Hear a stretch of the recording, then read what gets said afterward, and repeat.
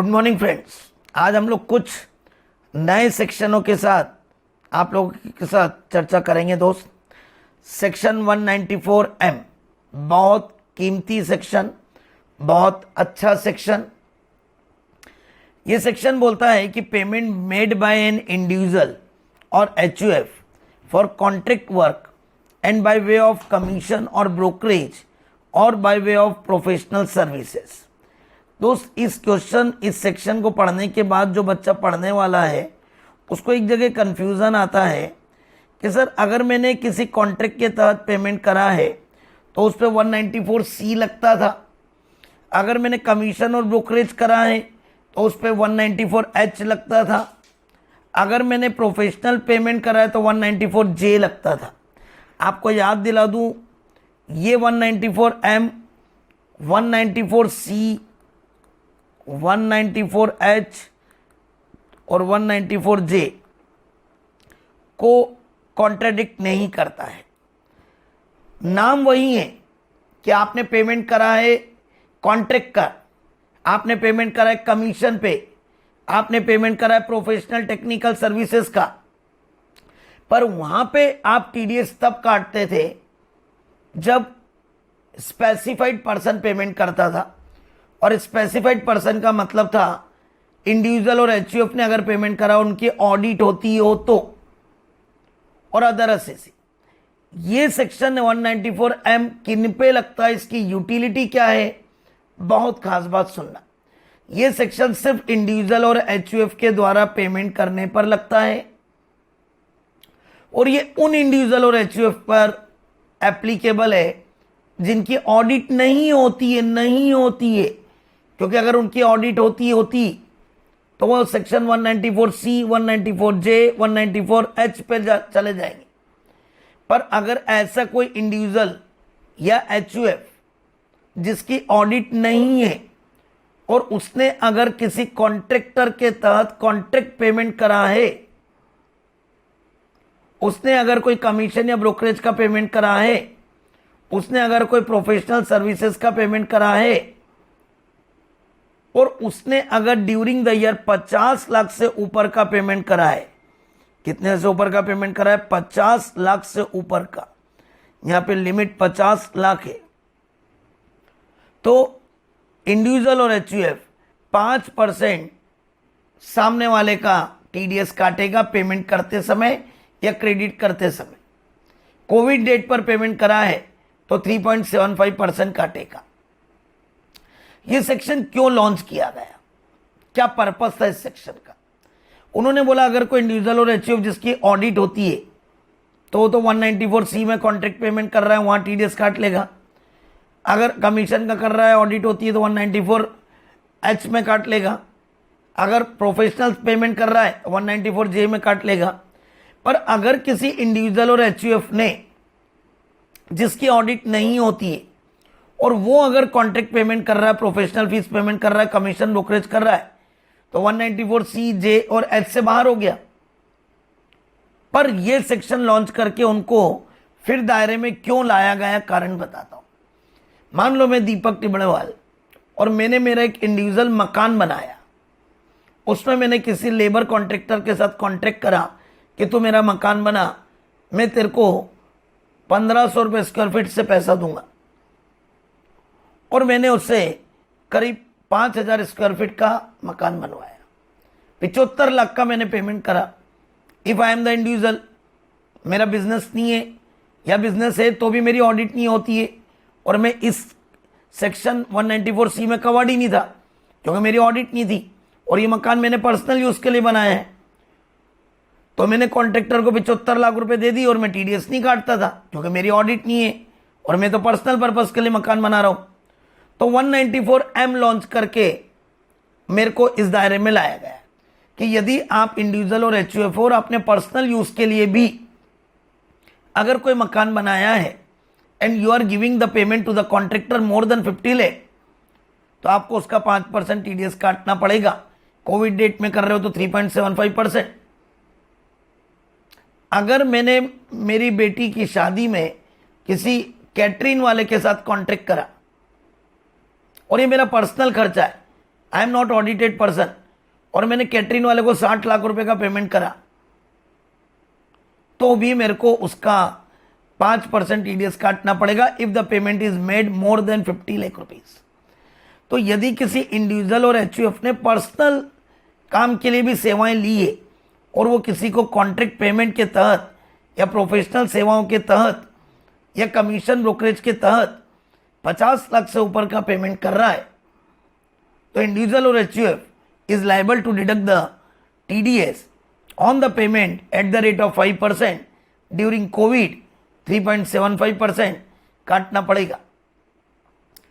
यह सेक्शन कहीं भी 194C(j)(h) को कॉन्फ्लिक्ट नहीं कर रहा है, क्योंकि वो सेक्शन ऑडिटेड असेसी पे लगते हैं और ये सेक्शन इंडिविजुअल और एचयूएफ द्वारा पेमेंट पर लग रहा है, और वो भी उन इंडिविजुअल और एचयूएफ पर जिन्होंने या तो ये सेवाएं पर्सनल यूज के लिए ली हो या वो ऐसे बिजनेसमैन हैं जिनकी ऑडिट नहीं होती या उनका बिजनेस ही नहीं है।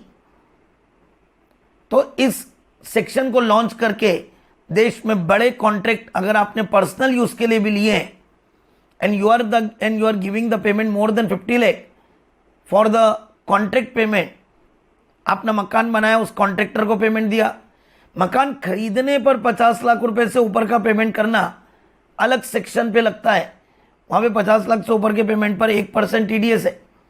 खरीदने पे मकान 50 लाख से ऊपर पर इमूवेबल प्रॉपर्टी पे सेक्शन पे 1% टीडीएस है, पर यहाँ कॉन्ट्रैक्ट पेमेंट पर, कमीशन ब्रोकरेज पर, प्रोफेशनल सर्विसेज पर पेमेंट करने पर 5% है, although you are taking the services for personal purpose and you are not the audited assessee. ध्यान रखना, यहाँ पेमेंट करने वाला इंडिविजुअल और एचयूएफ होना चाहिए, तो उसको टीडीएस काटना पड़ेगा। ये पूरा दिया हुआ है। अगर आपने कॉन्ट्रैक्ट पेमेंट कराए, लेबर का कमीशन पेमेंट कराए other than insurance commission, professional services payment कराए, 5% टीडीएस काटोगे। Time 50 lakh, time of deduction या तो आप क्रेडिट कर रहे हो उसके खाते में या पेमेंट कर रहे हो, which ever is earlier. Threshold limit 50%। ये सेक्शन किन पे नहीं लगता है? ये सेक्शन उन पे नहीं लगता जिन पर सेक्शन 194C वगैरह लग रहे हो। 194C, 194H और 194 ये तीनों एज इट इज है, वहां पे हम उसको छेड़ ही नहीं रहे। 194M तो उन पे लग रहा है जिन पे ये तीनों सेक्शन नहीं लग रहे हो। तो दोस्त, बहुत खास concept 194M, 194M important section है। This section is applicable only individual and HUF who is not audited। ये ऑडिटेड असेसी नहीं। लिमिट कितनी है? 50 लाख। टीडीएस रेट कितनी है? 5% और 3.75%। नेचर ऑफ पेमेंट क्या है? नेचर ऑफ पेमेंट क्या है? नेचर ऑफ पेमेंट क्या है? Contract payment. Nature of payment क्या है? कॉन्ट्रैक्ट पेमेंट, राइट, जैसे आपने बिल्डर को दिया था। Second,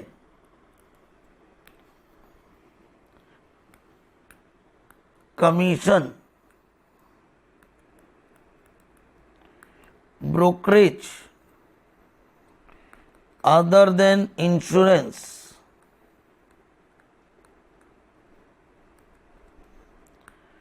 third, payment for professional fees,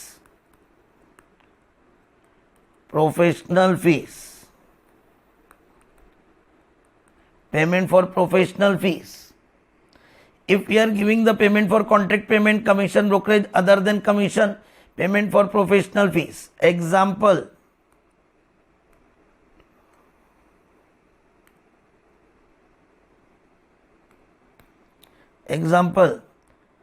personal use of house and payment to labour contractor, मैंने अपने लेबर कॉन्ट्रैक्टर को पेमेंट किया है. Example, marriage function payment to catering. अगर आपने अपने पर्सनल यूज के लिए मकान बनाया और कॉन्ट्रैक्टर के साथ लेबर करा कि तू मेरा मकान बना, मैं देखो 1500 रुपये स्क्वायर फीट के हिसाब से पैसा दूंगा, मेरा 5000 स्क्वायर फीट का बंगला है and I am giving the payment to the contractor, तो मैंने अगर 50 लाख से ऊपर का पेमेंट करा तो I should deduct the TDS at the rate of 5%. Covid date पे 3.75%. यदि मैंने किसी एक कॉन्ट्रैक्टर को अगर 50 लाख से ऊपर का पेमेंट करा है तो मैं सामने वाले का टीडीएस काटूंगा 5% और 3.75% से. कोविड डेट है तो 3.75, other than Covid date 5%. 50 lakh से ऊपर का अगर मैंने किसी के साथ कॉन्टेक्ट करा है तो this section is applicable only to the individual and HUF who have not the audited assessee.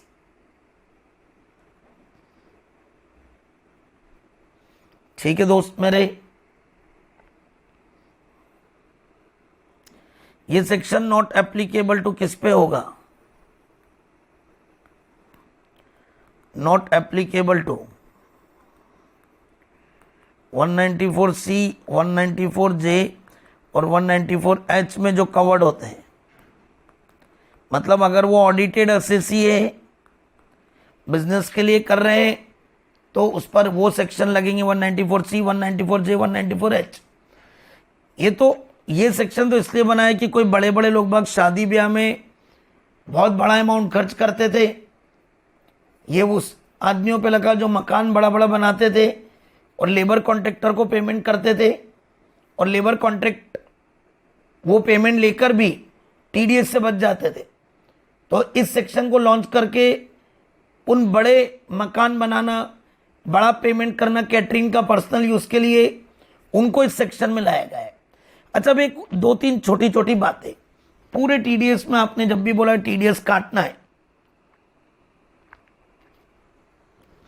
एक कॉमन सी बात, हर सेक्शन ने बोला time of deduction. Time of deduction के लिए कॉमन बात है, या तो मैं उसको जब पेमेंट कर रहा हूं तब, और या फिर मैंने उसकी एंट्री मेरी बुक्स ऑफ अकाउंट्स में जब क्रेडिट कर दिए कि सामने वाले को देना है. Which ever is earlier. मान लो कि मैंने 3 जनवरी को पेमेंट करा और मैंने 5 जनवरी को एंट्री करी, तो टीडीएस की मेरे को काटना कब पड़ेगा? इन दोनों में जो पहले हो, विच एवर इज अर्लियर. और अगर ऐसा हो कि 3 जनवरी को पेमेंट करा हो और 1 जनवरी को एंट्री करी हो, तो फिर मेरे को टीडीएस की एंट्री करनी पड़ेगी यहां पे. इसका मतलब टाइम ऑफ डिडक्शन में ऑलवेज एक क्वेश्चन बनता है कि when the TDS would be deducted, when the TDS would be deducted. तो पेमेंट करो जिस दिन, या जिस दिन उस पेमेंट की जर्नल एंट्री अपने बही खातों में करो, जो भी इन दोनों में पहले घटना हो, पेमेंट करना या एंट्री करना बही खातों में, क्रेडिट करना, उस तारीख को टीडीएस काटना पड़ेगा. तो इसको बोलते हैं व्हेन द पेमेंट और क्रेडिटेड. क्रेडिटेड मतलब बुक करना वो एंट्री, हाँ तुझे देना है, हाँ तुझे देना है, तेरे को ड्यू हो गया. कई बार हम किसी को पेमेंट लेट करते हैं पर उसका ड्यू अमाउंट हो जाता है और हम ड्यू की एंट्री कर लेते हैं. तो इसको कहावत कही जाती है ड्यू और payment which ever is earlier. जब मैं पेमेंट कर रहा हूं तब, जब मैं पेमेंट कर रहा हूं तब, जब मैं पेमेंट कर रहा हूं तब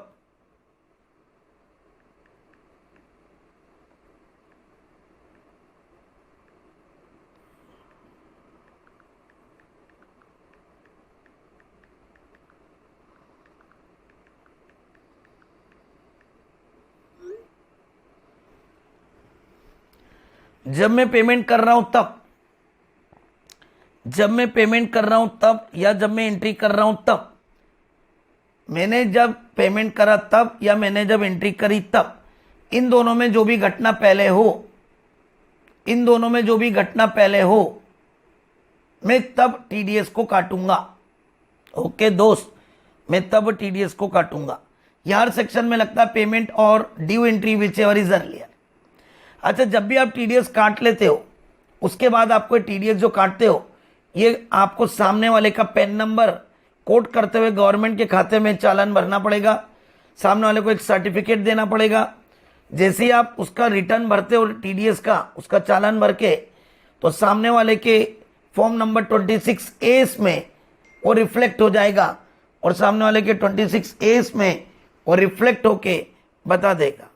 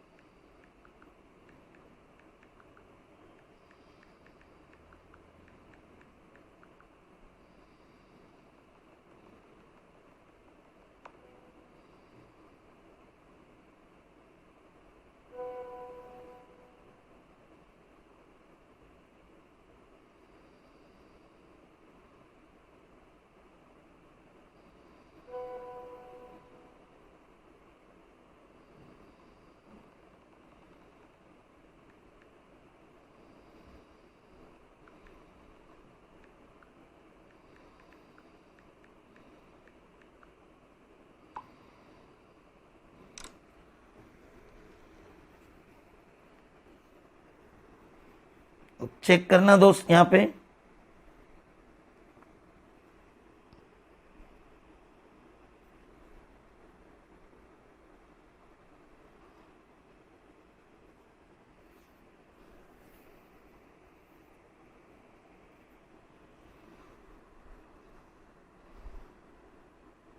चेक कर लें दोस्त।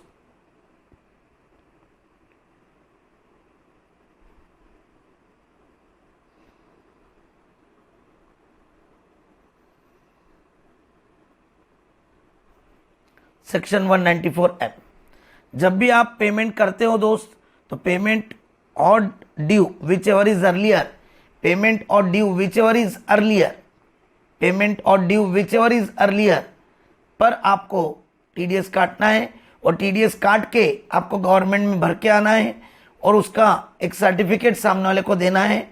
उसका फॉर्म नंबर 26A में रिफ्लेक्ट होगा और उसकी रिपोर्टिंग उसको 26A से मिल जाएगी, उसकी क्रेडिट मिल जाएगी। चले दोस्त, ये था सेक्शन 194A।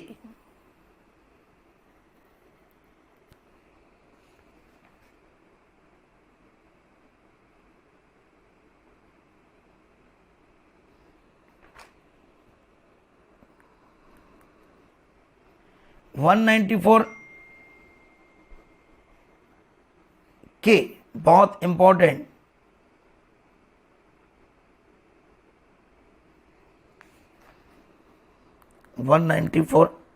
के एक नया सेक्शन जुड़ा है दोस्त, अमेंडमेंट हुआ है।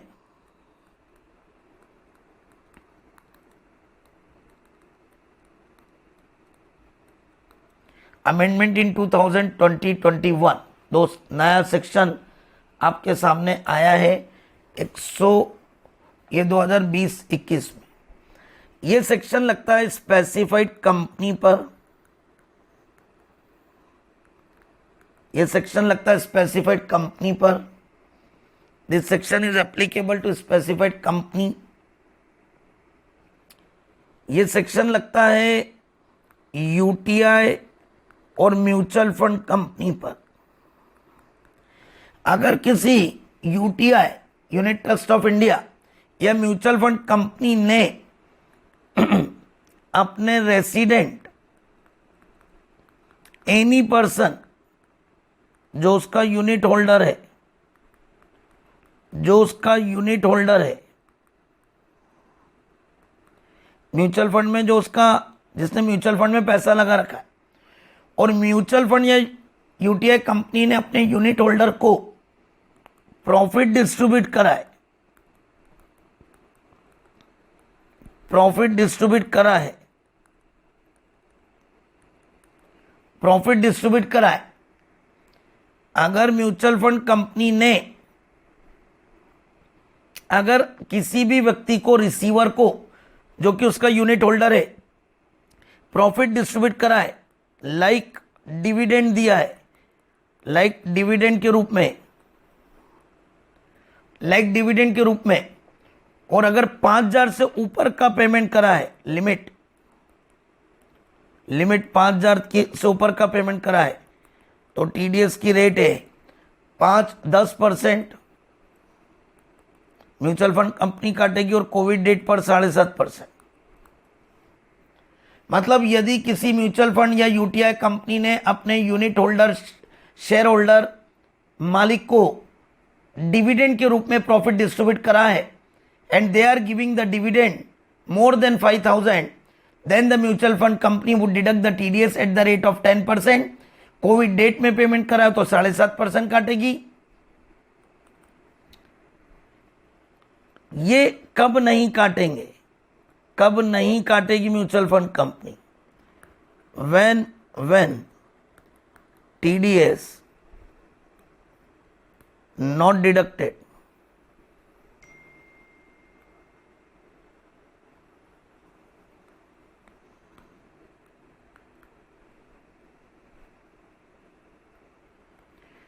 when TDS not deducted, पहली बात, when payment in the nature of capital gain, अगर कैपिटल गेन के नेचर का पेमेंट है तो ये सेक्शन नहीं लगेगा। और दूसरा, when payment is less than 5,000, मतलब अगर किसी म्यूचुअल फंड कंपनी ने अपने यूनिट होल्डर को प्रॉफिट डिस्ट्रीब्यूट करा है डिविडेंड के रूप में, and they are giving the payment more than 5,000, then the mutual fund company would deduct the TDS at the rate of 10%, Covid date पर 7.5%। वही कब काटेंगे? जब पेमेंट कराए तब, या फिर जब क्रेडिट एंट्री करिए तब, जो भी दोनों में पहले घटना हो उसके पहले, दोनों जो भी पहले हो उस समय टीडीएस काटा जाएगा। 10% की टीडीएस की रेट है, 7.5% कोविड डेट पर है। ये सेक्शन नया जोड़ा है 194A, mutual fund company, UTI company द्वारा अपने यूनिट होल्डर को डिविडेंड देने पर, 5,000 से ऊपर का पेमेंट करने पर, दे will deduct the TDS at the rate of 10%। बहुत खास सेक्शन, और खास सेक्शन, बहुत खास सेक्शन 194N। सेक्शन 194N ये कहता है, सेक्शन 194N ये कहता है, सेक्शन 194N ये कहता है कि, सेक्शन 194N ये कहता है कि यदि किसी बैंक से या कोऑपरेटिव सोसाइटी से या किसी पोस्ट ऑफिस से, किसी पोस्ट ऑफिस से यदि हमने कैश विड्रॉल किया है, कैश विड्रॉल किया है, अगर किसी भी व्यक्ति ने बैंक या कोऑपरेटिव सोसाइटी से या पोस्ट ऑफिस से, बैंक में मेरा खाता है, बैंक से मैंने कैश विड्रॉल करा ऑफिस यूज के लिए, इकाई के लिए भी, पोस्ट ऑफिस में मेरा खाता है, मैंने वहां से कैश विड्रॉल करा, कोऑपरेटिव सोसाइटी में मेरा खाता, कैश विड्रॉल करा, लिमिट है 1 करोड़ से ज्यादा विड्रॉ किया है। अगर मैंने 1 करोड़ से ज्यादा विड्रॉ किया है, इसमें 1 करोड़ और 20 लाख की एक लिमिट है, मैं दोनों को समझाता हूं। अगर किसी भी व्यक्ति ने जिसका बैंक में खाता है और उसने बैंक कोऑपरेटिव सोसाइटी या पोस्ट ऑफिस से फ्रॉम वन और मोर अकाउंट, जैसे मेरा एक ही बैंक में 2-3 खाते, करंट अकाउंट, एक सेविंग अकाउंट, और सबसे मिलाकर मैंने 1 करोड़ से ज़्यादा बैंक से पैसा विड्रॉ किया, तो क्या बैंक मुझे कैश विड्रॉल करते समय टीडीएस काटेगी? This section is applicable to cash withdrawal from bank. ये कैश विड्रॉल पर टीडीएस की रेट बोल रहा है। ये सेक्शन इसलिए लॉन्च किया गया है कि सरकार चाहती कि 90% ट्रांजैक्शन आप चेक ऑनलाइन करो, आप कैश में मत करो। हम लोग कई बार बैंक से पैसा निकालते हैं और फिर अपने पेमेंट करते हैं। बैंक बोलती क्यों पैसा विड्रॉ कर रहे हो, डायरेक्ट बैंक से ही पेमेंट कराओ ना। मैंने बोला नहीं साहब, हमको तो कुछ को कैश ही पेमेंट करना है।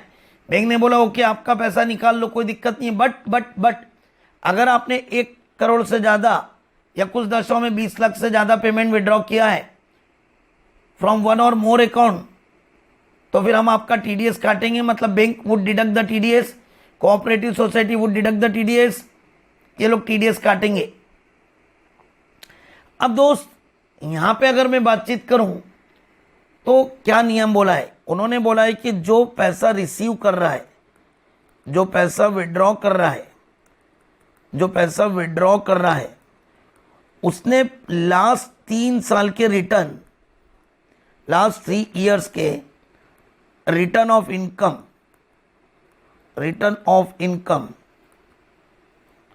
ऑल लास्ट 3 ईयर्स के रिटर्न ऑफ इनकम फाइल करें कि नहीं करें, फाइल करें या नहीं करें। मतलब जो भी व्यक्ति बैंक से पैसा निकाल रहा है, इंडिविजुअल, एचयूएफ या जो भी, उससे पूछ रहे हैं कि क्या तुमने लास्ट 3 साल के इनकम टैक्स रिटर्न फाइल करे हैं कि नहीं करें।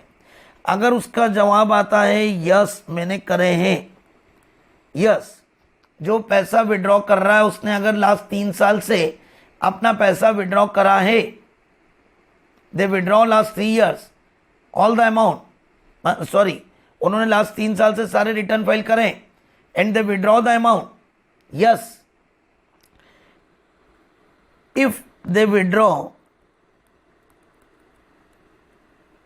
मोर than 1 crore per annum, limit है 1 करोड़ 1 साल की, then TDS rate would be, कितना परसेंट है? 5%। Then TDS rate would be 5%।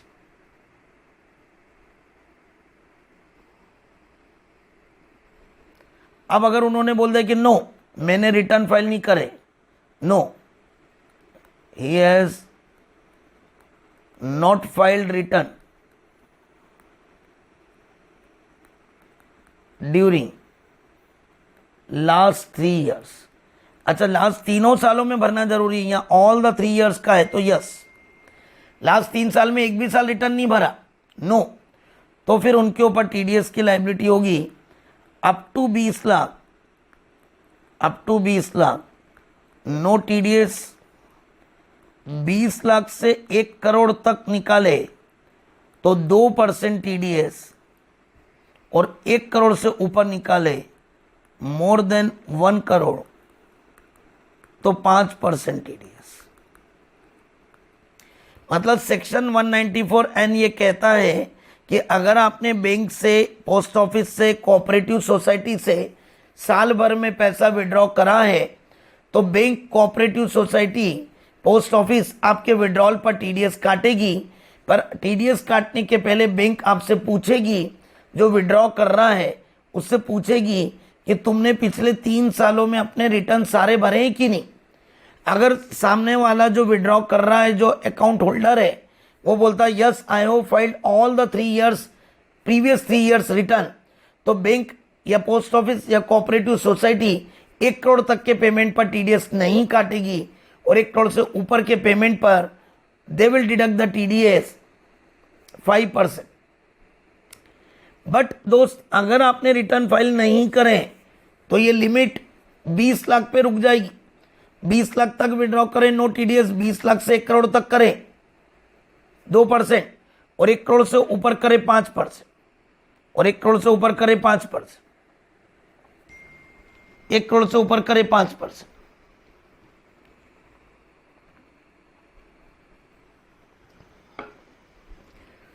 और 1 करोड़ से ऊपर करे 5%।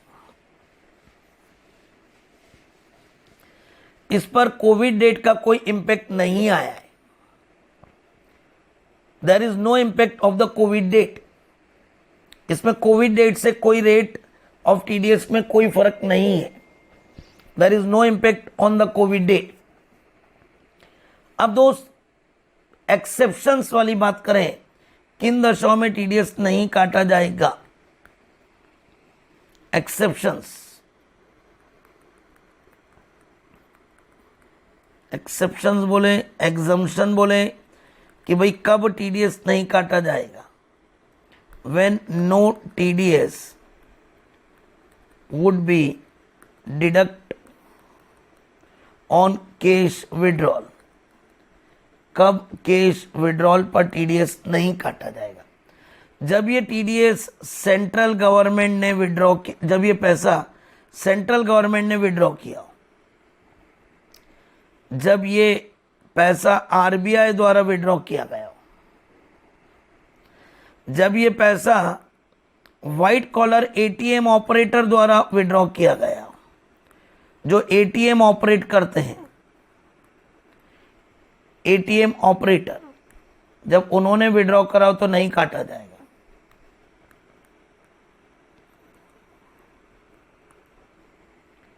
जब बैंक कोऑपरेटिव सोसाइटी ने एक बैंक का दूसरी बैंक में खाता है और एक बैंक ने दूसरी बैंक से पैसा निकाला, या पोस्ट ऑफिस ने बैंक में खाता खोला वहां से निकाला, या बैंक ने पोस्ट ऑफिस में खोला और वहां से निकाला, inter balance, inter office account ने एक दूसरे से पैसा निकाला,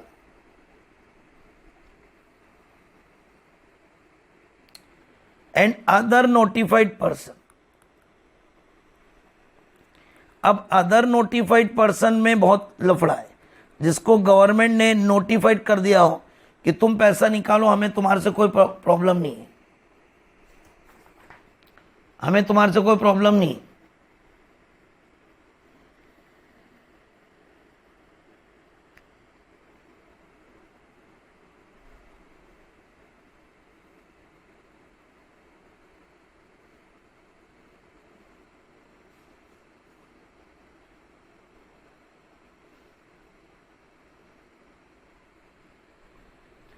अब इसके अंतर्गत क्या क्या कवर्ड होते हैं, कौन कौन कवर्ड होते हैं? पहला,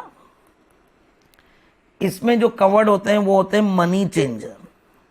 आपने नाम सुना है, जब आप फॉरेन जाते हो तो आपको रुपए को डॉलर में, डॉलर को रुपए में कन्वर्ट करना पड़ता है।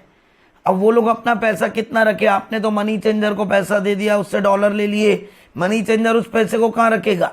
उधर रखेगा, बैंक में रखेगा, फिर उसको जरूरत पड़ेगी तो निकालेगा। तो सिंपल बात बोल रहा हूं, ज्यादा उलझा नहीं रहा हूं। अगर मनी चेंजर ने फॉरेन करेंसी इनवर्ट आउटवर्ट का काम करता है और वो एक कोई सेपरेट अकाउंट रखता है, इसका रूटीन से सेपरेट अकाउंट रखता है, तो उनको बैंक से विड्रॉल करने पर ये प्रूफ देना पड़ेगा कि we are the money changer and we are maintaining the separate account for the money change, rupees into dollar, dollar into rupees, so we are withdrawing the amount from the bank, तो bank would not deduct the TDS on that withdrawal। आप बाहर गए और आपके पास dollar थे, फिर आपने India में आए और आपने बैंक में वो डॉलर देके रुपए में चेंज करवा लिया, राइट, तो उस पर भी आपका नहीं कटेगा। तो from resident on the return to India, from resident जो भी व्यक्ति है, राइट, ऑन देयर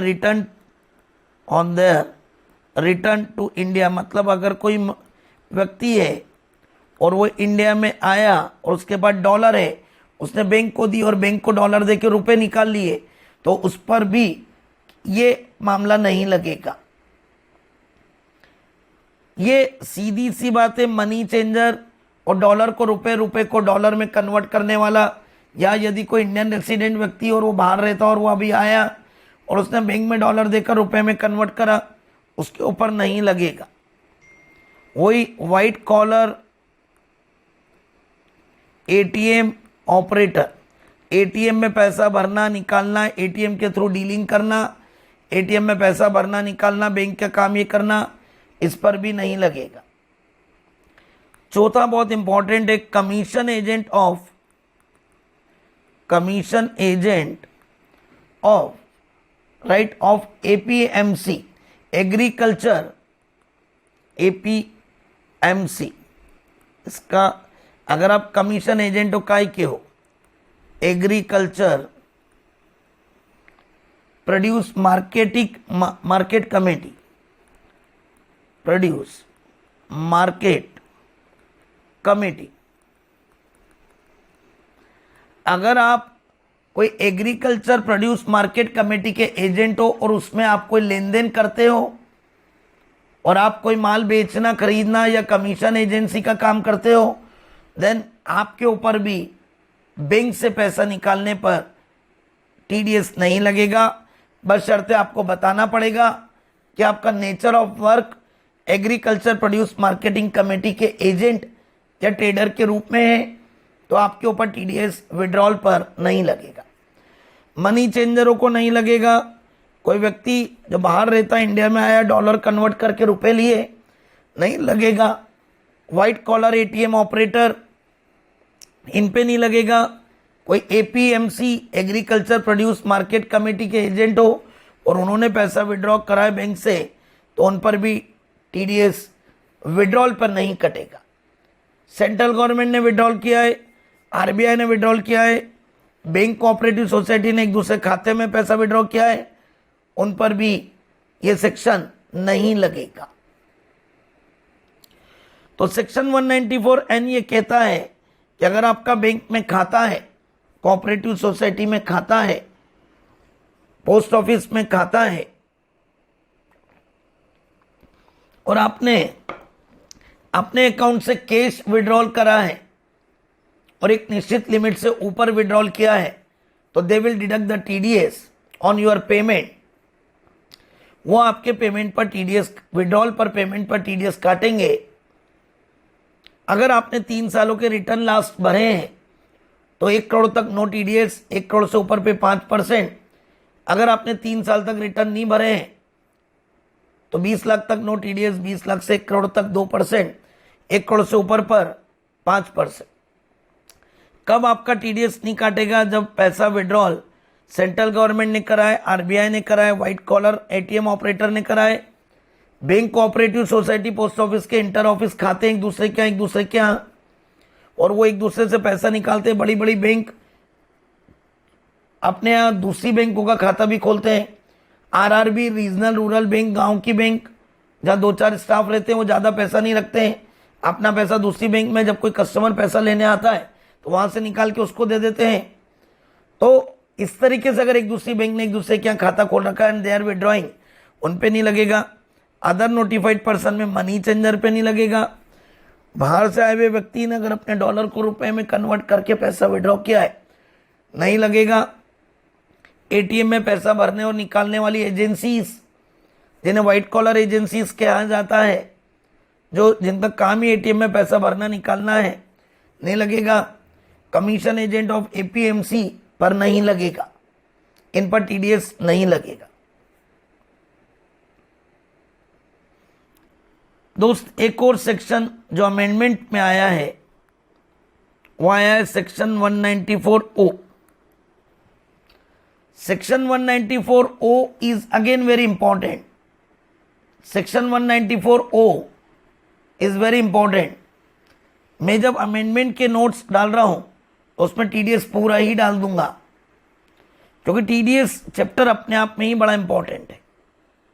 ठीक है दोस्त, 194O जगह जगह अमेंडमेंट हुए हैं, छोटे छोटे हुए हैं। क्या बताना, कोविड डेट हर जगह लगी है, किन जगह कोविड डेट नहीं लगी, किन जगह लगी है, बताना ही पड़ेगा। तो टीडीएस में मैं पूरा ही डाल दूंगा। 194O ये ई कॉमर्स ऑपरेटर पर लगा है। ई कॉमर्स ऑपरेटर क्या होते हैं? वो प्लेटफॉर्म जिस जगह पे जाके आप अपना सामान बेच पाते हो, राइट? वो जगह जिस जगह पे जाके आप अपना सामान बेच पाते हो, राइट?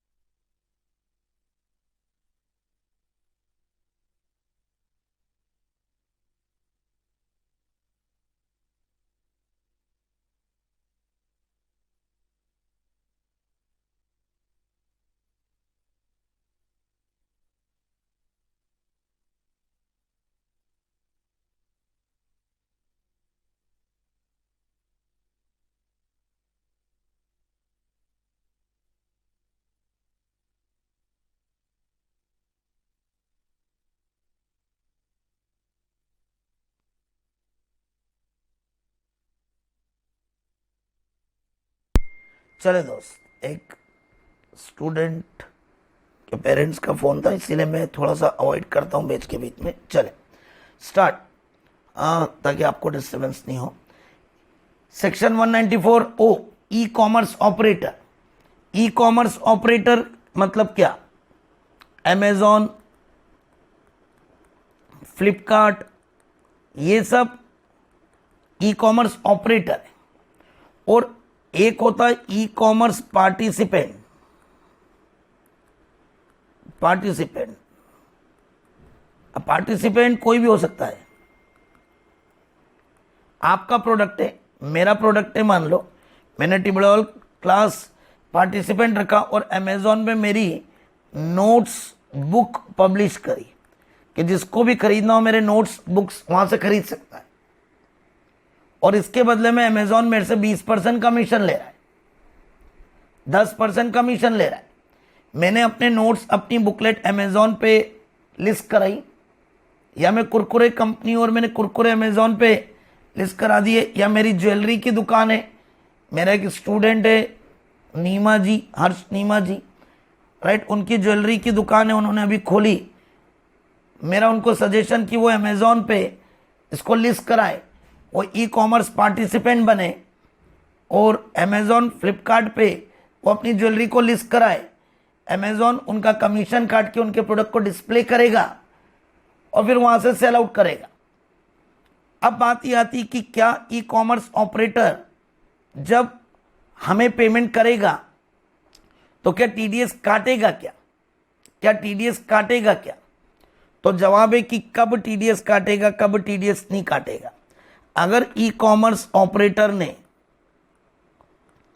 ई कॉमर्स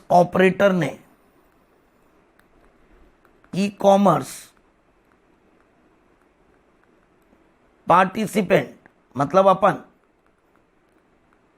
पार्टिसिपेंट को जब पेमेंट करा है,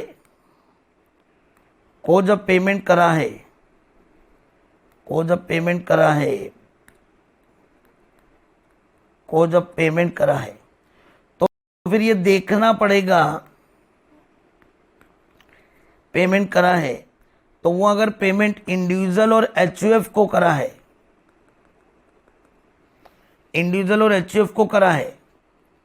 तो अप टू 5 लाख तक पेमेंट करा है, नो टीडीएस। अबोव 5 लाख करा है, 1% टीडीएस। कोविड डेट पर 0.75%।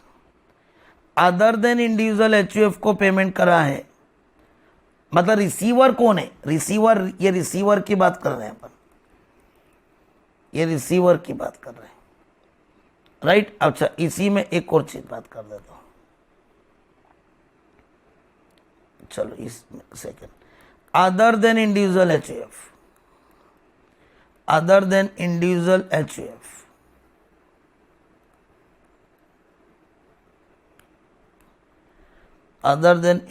और एचयूएफ,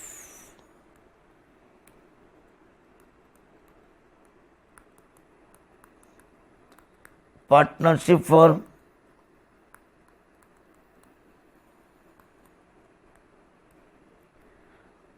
कंपनी, कोई भी हो, तो इनमें नो लिमिट, मतलब वेरी फर्स्ट अमाउंट से 1 रुपए से, नो एग्जम्पशन लिमिट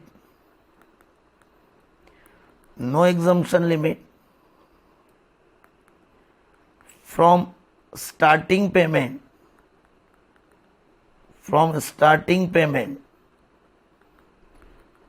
टीडीएस 1% और 0.75%।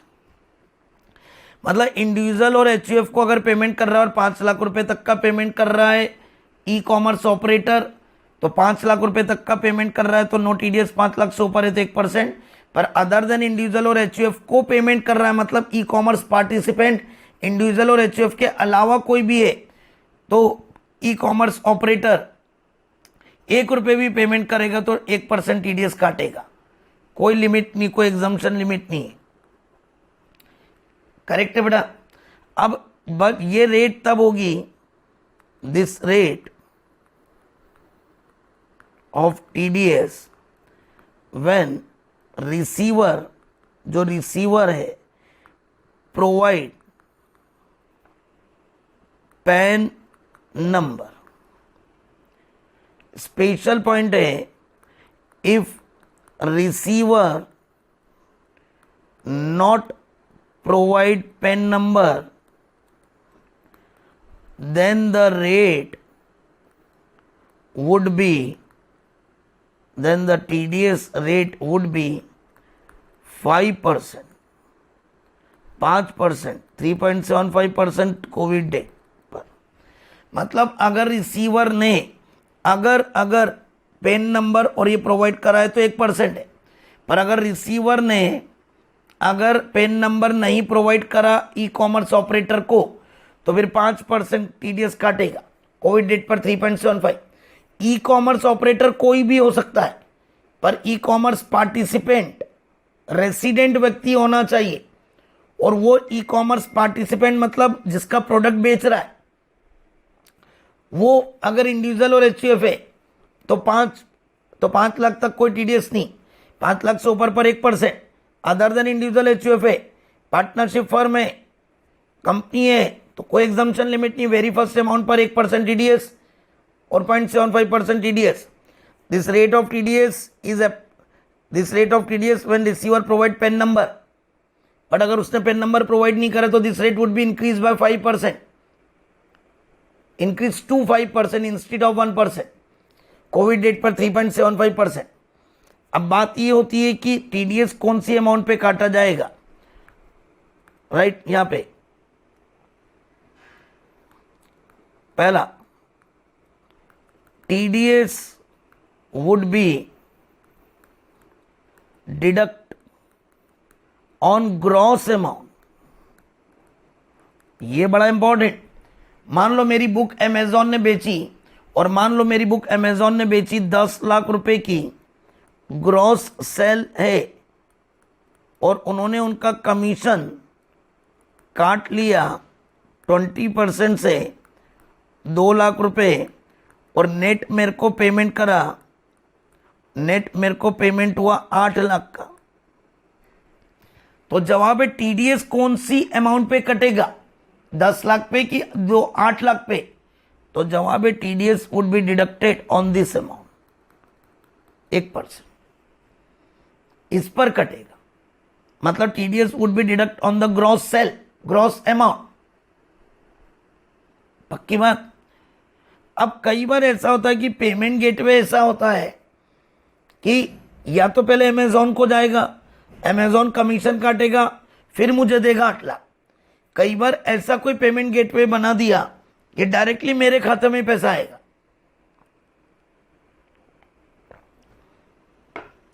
और मेरे को डायरेक्ट पैसा आ गया, तो भी क्या टीडीएस के प्रोविजन लगेंगे? यस, बिल्कुल लगेंगे। पेमेंट अमेजॉन को मिले या डायरेक्ट पार्टिसिपेंट को मिले, if the payment is more than the limit, then the TDS provision would be applicable. अब एक क्वेश्चन बनता है इसमें कि जब मैंने अमेजॉन को 2 लाख का कमीशन दिया, या अमेजॉन को 10 लाख पे 2 लाख का कमीशन मिला, तो मैं उसके लिए सोर्स हो गया, तो 194H जो commission and given to the other person, और मेरी ऑडिट भी हो रही है, और 15,000 से ऊपर का कमीशन दिया, तो क्या मैं अमेजॉन के उस 2 लाख पे मैं टीडीएस काटूंगा? अभी तो अमेजॉन ने मुझे जो पेमेंट करा तो Amazon would deduct the TDS. तो अमेजॉन पेमेंट कर रहा है ना, तो अमेजॉन टीडीएस काटेगा मेरे को पेमेंट करते समय 194O में। तो बट क्या जवाब ये उठता है कि जो मैंने उसको कमीशन दिया या उसने कमीशन काट लिया, तो क्या उस 2 लाख रुपए पर क्या 194J में, सॉरी 194H में, क्या मैं उसका टीडीएस काटूंगा 5% से? तो जवाब है नहीं। सेक्शन 194O कहता है कि अगर 194O लग रहा है तो फिर उस पेमेंट, उस ट्रांजैक्शन पर कोई और सेक्शन नहीं लगेगा। इसका मतलब अमेजॉन ई commerce operator e commerce participant को पेमेंट करते समय टैक्स काट लेगा, टीडीएस काट लेगा, बट मैंने जो उसको कमीशन दिया है या जो उसने कमीशन काटा है उस पर नहीं कटेगा, या मैं नहीं काटूंगा, क्योंकि ऑलरेडी ग्रॉस अमाउंट पे टीडीएस कट चुका है, क्योंकि ऑलरेडी ग्रॉस अमाउंट पे टीडीएस कट चुका है। तो दोस्त, ये एक बहुत बड़ा सेक्शन आपके साथ में 194O कंप्लीट हुआ। 194O क्या कहता है कि अगर आपने ई कॉमर्स ऑपरेटर ने ई कॉमर्स पार्टिसिपेंट के साथ कॉन्टेक्ट करा, और ई कॉमर्स पार्टिसिपेंट मतलब हम लोग जो अपनी किताब बेचते हैं या कुरकुरे या फिर आपके परफ्यूम कंपनीज जो अपने सब अमेजोन वगैरह पे लॉन्च करती है, आजकल आपको कोई भी रखना हो, या जो भी प्रोडक्ट आजकल आप अमेजोन पे देखते हो, तो Amazon is the E commerce operator platform. वो सबको उसने यूजर इकट्ठे कर लिए और आप जाके उसकी साइट पे देखते हो, वो एक वेबसाइट है ई कॉमर्स ऑपरेटर, ये एक वेबसाइट है, और they are providing the information to the user. और जो लोग बागों को अपने प्रोडक्ट बेचना है वो ई कॉमर्स ऑपरेटर के साथ टाइप करते हैं, कॉन्ट्रैक्ट करते हैं। अमेजोन उनके साथ टाइप करती है कि हम आपका प्रोडक्ट यहाँ डिस्प्ले करेंगे, आप दो हमको, और हम ऑर्डर देके आपको देंगे और आप बेचना, आप डिलीवर करना। ई कॉमर्स ऑपरेटर पैसा लेता है, अपना कमीशन काटता है और बाकी आपको दे देता है। ई कॉमर्स ऑपरेटर ने अगर ई कॉमर्स पार्टिसिपेंट को कोई पेमेंट करा है तो देखेंगे ई कॉमर्स पार्टिसिपेंट कौन है। ई कॉमर्स पार्टिसिपेंट अगर इंडिविजुअल और एचयूएफ है और ई कॉमर्स ऑपरेटर अगर उसे 5 लाख तक का पेमेंट कर रहा है तो फिर कोई टीडीएस नहीं, पर 5 लाख से ऊपर का पेमेंट कर रहा है तो they will deduct the TDS at the rate of 1%, covid date पर 0.75%, बशर्ते उन्होंने पेन आधार कार्ड दिया। पेन आधार कार्ड नहीं दिया तो the rate would be increase by 5%। Other SAC के लिए कोई 5 लाख का एग्जम्पशन नहीं, उनको पूरे शुरू से टीडीएस काटना पड़ेगा, उनको पेमेंट पर ई कॉमर्स ऑपरेटर काटेगा। ई कॉमर्स ऑपरेटर कोई भी हो सकता है, पर ई कॉमर्स पार्टिसिपेंट ये आपका रेसिडेंट होना चाहिए, right. TDS would be deducted on gross amount. 194O लग गया तो फिर 194H नहीं लगेगा इस पेमेंट पर। तो दोस्त, इस प्रकार पूरे टीडीएस के सारे सेक्शन कंप्लीट हुए। जो अमेंडमेंट वाले खास पॉइंट थे वो मैं आपको एक बार फिर से बता दूं। शुरू से अगर मैं चलूं तो पूरे टीडीएस की कुछ कॉमन बातें बताऊं तो ये रहा से मेरा चैप्टर कंप्लीट है। बट मैं अभी इसलिए कंप्लीट नहीं बोल रहा हूं क्योंकि मुझे न्यूमेरिकल भी कराना है, क्योंकि इसके न्यूमेरिकल आपके लिए बहुत इंपॉर्टेंट रहेंगे।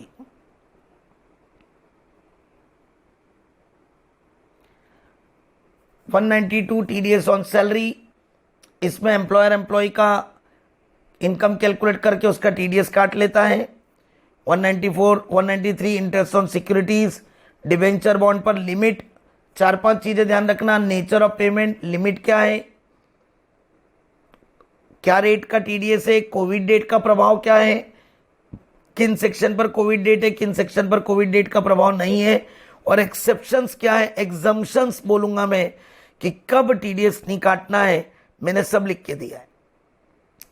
किन पर लिमिट क्या है याद रखना वाकई मुश्किल टास्क है, बट अगर आप कोई इसकी अपने कॉपी में डेली पढ़ते चलोगे, मैंने थ्योरी लिखी है, चार्ट बनाए हैं, पॉइंट लिखे हैं, आप इनको पढ़ोगे तो आपको इजी होगा, राइट। कब होगा 194A interest other than interest on securities, हल्का सा अमेंडमेंट है। इसमें कौन कौन से सेक्शन पे पेमेंट करने वाले की ऑडिट चाहिए वो इंपॉर्टेंट है। स्पेसिफाइड पर्सन होना चाहिए, कंपनी में पैसा जमा कराया है, 5,000 से ज़्यादा का ब्याज आ रहा है टीडीएस से, बैंक में एफडी आरडी कराइए, सीनियर सिटीजन हो 50,000 की limit, other than senior citizen 40,000 की लिमिट। कब कब टीडीएस नहीं कटेंगे ये 194 में दिया है। 194B BB winning from lottery, घुड़दौड़, ताश, वर्क पहली, लिमिट 10,000, रेट ऑफ टीडीएस 30%, कोई खर्चे की छूट नहीं, कोई हारने की छूट नहीं। 194C is very important, most time PA, payment to contractor, specified person जिनकी ऑडिट होती हो, उन्होंने अगर सिंगल पेमेंट अगर करा है 30,000 से ज़्यादा, ओवरऑल पेमेंट करा 1 लाख से ज़्यादा तो टीडीएस काटेंगे। रिसीवर अगर individual HUF 1%, other than individual HUF 2%, covid date पे 25% कम। स्पेसिफाइड पर्सन मतलब वो जो इंडिविजुअल और एचयूएफ है और उनकी बिफोर प्रीवियस ईयर, अगर आपका प्रीवियस ईयर 20-21 है तो 19-20 में ऑडिट, अगर आपका प्रीवियस ईयर 21-22 है तो 20-21 में ऑडिट प्रीवियस ईयर के पहले वाले साल में ऑडिटेड होगी। तो आपकी बात होगी टीडीएस कब काटेंगे। टीडीएस पेमेंट करते समय या एंट्री करते समय, जो भी दोनों में पहले घटना हो, उस समय टीडीएस काट के आप गवर्नमेंट में भर के आओगे। अगर आपने टीडीएस नहीं काटा या नहीं भरा, तो आपने अगर इंडिया में पेमेंट करा है तो बहुत सारे सेक्शनों में बोला हुआ है कि जितना पेमेंट करा उसका 30% डिसअलाउड हो जाएगा, और अगर एनआरआई को पेमेंट करा है तो पूरा 100% डिसअलाउड हो जाएगा। टीडीएस नहीं काटने के कॉन्सिक्वेंसेस, जो आपने पेमेंट करा है उसको इंडिया के पेमेंट पर 30% डिसअलाउड और बाहर के पेमेंट पर 100% डिसअलाउड। टीडीएस काटना जरूरी है, नहीं तो आपको अपने बिजनेस प्रोफेशन में उस खर्चे की छूट नहीं मिलेगी। टीडीएस काटा और नहीं भरा तो भी छूट नहीं मिलेगी, पेनल्टी भी लगेगी। टीडीएस नहीं काटना, पेनल्टी को न्योता देना है। टीडीएस काट के नहीं गवर्नमेंट में भर के आना, ये भी पेनल्टी को न्योता देना है। लेट पेमेंट करा तो ब्याज लगेगा, पर काटा ही नहीं और भरा ही नहीं तो पेनल्टी, प्रोसिक्यूशन सब इसमें लगेंगे। टीडीएस काट के डिडक्टर को चालान भरना पड़ता है बैंक में, जिसका टीडीएस काटा उनके पेन नंबर की डिटेल सहित। फिर टीडीएस की रिटर्न भी सबमिट करना पड़ता है। जैसे इनकम टैक्स रिटर्न होता है वैसे टीडीएस का रिटर्न भी सबमिट करना पड़ता है। जब तक टीडीएस का रिटर्न सबमिट नहीं करोगे, जब तक सामने वाले जिसका टीडीएस काटा है उसके पेन नंबर से लिंक नहीं होगा, उसके 26A में रिफ्लेक्ट नहीं होगा, और उसके 26A में रिफ्लेक्ट नहीं होगा, तो उसे रिटर्न भरते समय डिडक्शन नहीं मिलेगी। तो वो आपको बार बार बोलेगा, आपने फिर भी रिटर्न सबमिट नहीं करा तो आपके ऊपर पेनल्टी, प्रोविजंस अट्रैक्ट हो जाएंगे, और आपको जो खर्चा जो आपने पेमेंट करा है वो भी डिसअलाउड हो जाएगा। तो टीडीएस काटना और काट के समय पर जमा करना बहुत ज़रूरी है। नहीं काटा या नहीं जमा करा, आपके ऊपर पेनल्टी, प्रोविजंस एप्लीकेबल होंगे डिडक्टर के ऊपर। जो टीडीएस काटता है उसको एक 10 नंबर लेना पड़ता है, TAN 10 number, TDS account number. पर ये 10 नंबर जनरली बिजनेसमैन लेते हैं जो रूटीन पेमेंट करते समय टीडीएस काटते हैं। पर 2 सेक्शन था, जब एक इमूवेबल प्रॉपर्टी 50 लाख से ऊपर आपने खरीदी हो और आप 50 लाख से ऊपर का पेमेंट कर रहे हो, तो बायर सेलर को 1% टीडीएस काट के पेमेंट देता है। चूंकि वो बायर एक इंडिविजुअल है, वो बिजनेसमैन नहीं है, तो फिर उसको 10 नंबर की जरूरत नहीं है। वो पैन नंबर से लिंक करके भी उसको टीडीएस डिडक्ट कर सकता है। वैसे ही अभी 194M पढ़ाया था, जिसमें भी आपने अपना इंडिविजुअल मकान बनाया या शादी के लिए कैटरिंग वाले के साथ कॉन्ट्रैक्ट करा, and you are not the businessman and you are not the audited assessee, but you are giving the payment more than 50 lakh and you are deducting the TDS at the rate of 5%, then उसमें भी आपको 10 number की जरूरत नहीं है, और आप PAN number से लिंक करके भी उसका TDS काट के उसको भर सकते हो। बट अगर आप बिजनेसमैन हो और आप किसी को पेमेंट कर रहे हो और आपकी ऑडिट वगैरह होती है and you are regular assessee to deduct the TDS for the payment, then please take the 10 number TAN for deducting the TDS। आप सामने वाले का TDS काटोगे, उसका पेन नंबर लोगे, आप जब अपना रिटर्न भरोगे तो आपको अपने रिटर्न में अपने आप को असेसी बताना पड़ेगा, और आपको बोलना पड़ेगा we are the deductor and our 10 number TAN number is that, और मैंने जिन जिन का काटा है उनके पेन नंबर ये हैं। तो आपके 10 नंबर उनके पेन नंबर से लिंक होगा, और उनके पेन नंबर पे जब उनका रिटर्न भरेंगे तो जब वो 26A डाउनलोड करेंगे तो उनको मालूम पड़ेगा कि किसने TDS काटा, सामने वाले का 10 नंबर क्या है, वो सब उनके फॉर्म नंबर 26A में भी आएगा। पर दोस्त, इतनी बातें आपके लिए काम की नहीं है, ये मैंने एक्स्ट्रा ऑफिशियल नॉलेज दिया है कि जब आप ऑफिस में जाओगे तो आपको लिंक करने में आसानी होगी और मेरी बात काम आएगी। अभी आपके एग्जाम के पर्पज से ये जो मैंने 5 मिनट तक बोला पहले, ये बहुत ज़्यादा टेंशन नहीं लेना, क्योंकि ये प्रैक्टिकल लाइफ की बातें हैं। अभी आपको तो सिर्फ इतना ध्यान रखना पड़ते समय कि कौन से पेमेंट पर TDS कटेगा, कितनी लिमिट से ऊपर पर कटेगा, क्या TDS की रेट होगी, कब TDS नहीं काटा जाएगा, ये बातें ध्यान रखना है। TDS काटा, नहीं भरा, नहीं काटा, 30% डिसअलाउड, फॉरेन में पेमेंट करा 100% disallowed. 194C is very important, contract payment. 194H is important, commission brokerage 15,000 से ऊपर 5%। 194I इंपॉर्टेंट, रेंट का important. 194IA is very important कि अगर इमूवेबल प्रॉपर्टी बेची हो तो खरीदार बेचने वाले को पेमेंट करते समय 1% टीडीएस काटेगा, पर इसमें एग्रीकल्चर लैंड कवर्ड नहीं है। 194J is very important, professional fees, right, professional fees most IMP बोलूंगा।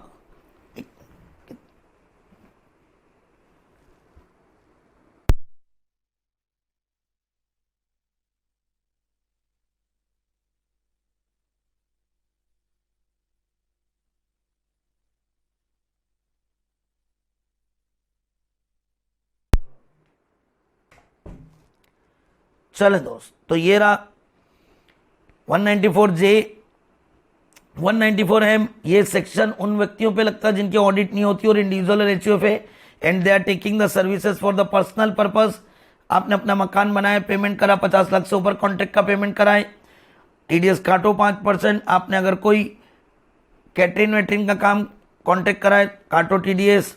194K mutual fund company, specified company ने अपने यूनिट होल्डर को डिविडेंड बांटा है, 5000 से ऊपर टीडीएस काटो, अमेंडमेंट है, राइट। टीडीएस का 194N कैश विड्रॉल अमेंडमेंट है, बहुत इंपॉर्टेंट। 20 लाख वाला अमेंडमेंट आया है, 20 लाख वाला अमेंडमेंट आया है। रिटर्न नहीं भरते हो 20 लाख से ऊपर पे टीडीएस, रिटर्न भरते हो 1 करोड़ से ऊपर पे टीडीएस, कब कब टीडीएस नहीं काटना। 194O ई कॉमर्स ऑपरेटर अमेंडमेंट है।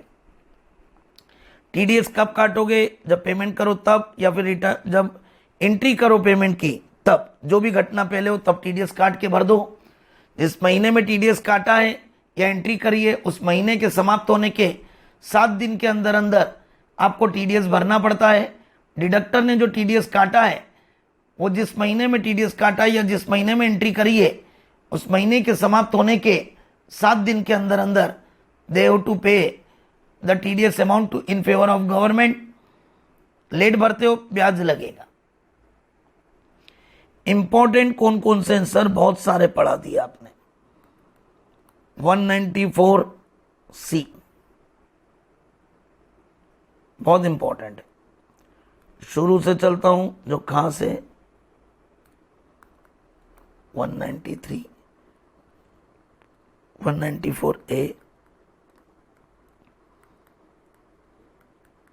H, J, 194M, 194I,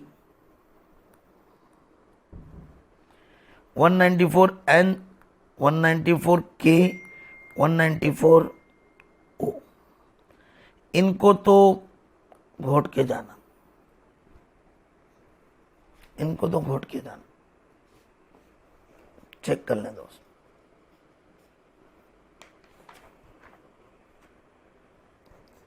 आई लिख दिया है मैंने,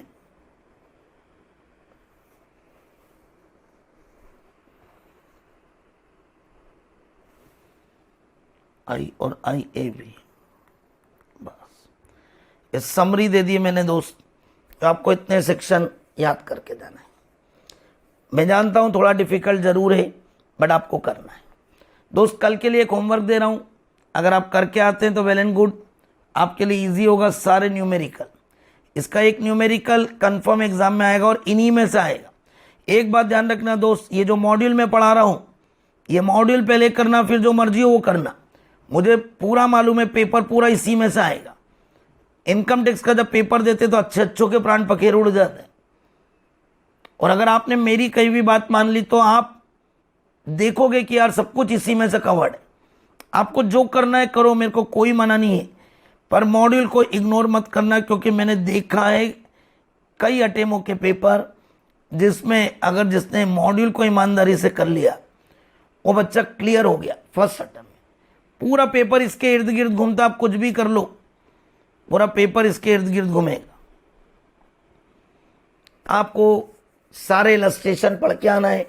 कल एक्सक्लूसिवली मेरा लेक्चर रहेगा पूरा इलस्ट्रेशन पर, बहुत ज़्यादा लेक्चर नहीं बचे हैं दोस्त। इसके बाद टीसीएस बहुत छोटा chapter 1 lecture, return of income 1 lecture, कुल मिला के थर्ड मॉड्यूल में अब आपके 3 लेक्चर बचे थर्ड मॉड्यूल में, मतलब 3-4 लेक्चर मान लो आप, मैक्सिमम मेरे ख्याल से 3 लेक्चर। तो आप लोग अगर थर्ड मॉड्यूल को देखते हो तो आपको इजीली क्लियर होता है कि आपको काम अपना कंप्लीट हो जाता है। चेक कर लें दोस्त, क्वेश्चनों को आपको कल करके आना है दोस्त।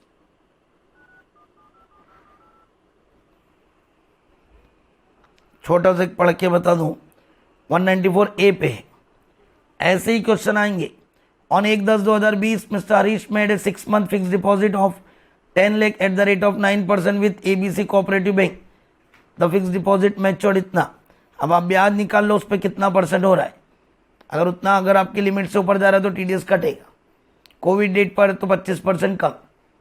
कल हम मुलाकात करेंगे, आप फटाफट देख कर आओगे तो आपको मेरी जरूरत ही नहीं पड़ेगी और आप सारे क्वेश्चन खुद सॉल्व कर लोगे अगर आपको रूल याद है तो।